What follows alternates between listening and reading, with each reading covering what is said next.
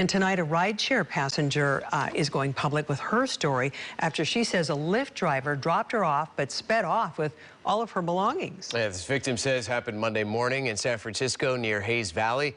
She says the driver stole her luggage, her wallet, her passport, and tonight she's speaking with KRON 4's Taylor Bisacki, who joins us live from the city with more on this. Boy, Taylor, you never think something like this will happen. Yeah, Grant, I think it's always a fear when using these rideshare apps. What exactly could happen when you're getting into a car with a stranger? Well, in this case, the victim says that it was business as usual until she was dropped off at home. She says that's when, of course, the driver took off. She says she chased after him and she was even able to tap the hood of the trunk. But, that driver didn't stop. And now she's sharing her story after her experience with trying to get help from Lyft.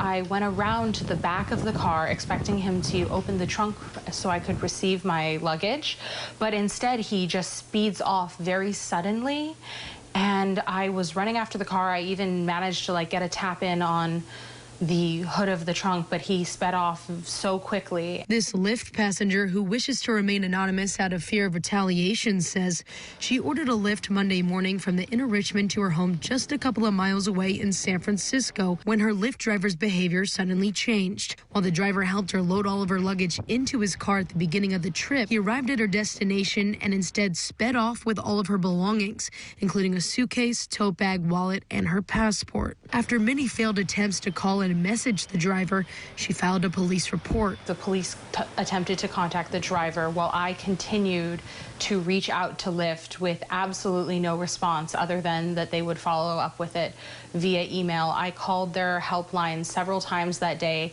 even after going to the police station a second time. Now, more than 24 hours later, she says the only response she got from Lyft about her case was a message on social media. It makes me terrified that Lyft kept sending him drivers even after I had called the emergency helpline over 3 or 4 times that day. What was especially discerning was when I called one of the helplines and got it escalated to a supervisor, they told me that they could only escalate it with their internal team via email because I wasn't threatened with a weapon, and that seemed like a slap in the face. After receiving several calls from police, the victim says the driver eventually responded to her messages in the Lyft app more than 12 hours later and agreed to drop her things off at the police station. She says he tried to make excuses for why he drove off with her things and says he still never received any messages from Lyft regarding this incident. I really want my story to convey is that if they are willing to let someone who just did, theft and had a police report filed against them to continue to drive for several hours, then what are they letting other people get away with?